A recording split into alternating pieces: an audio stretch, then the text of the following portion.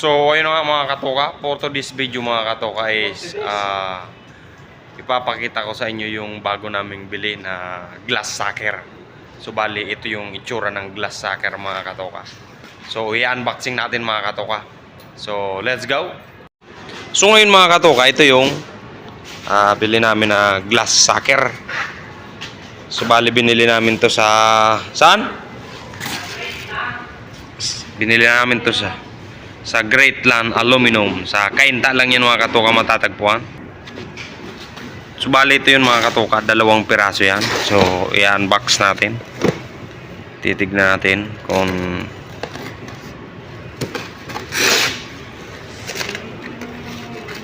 magandang klase ba to.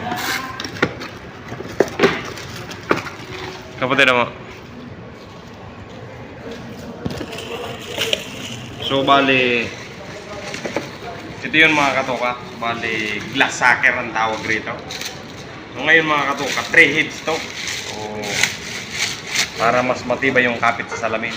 Ginagamit itong mga katoka sa mga salamin. Pag nag-install tayo ng salamin tulad ng sa mall, mga mahaba na salamin, malalapat. So ito yung ginagamit yan mga katoka. Yan.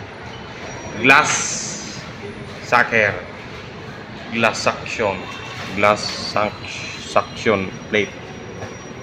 Yan mga katoka. So nice.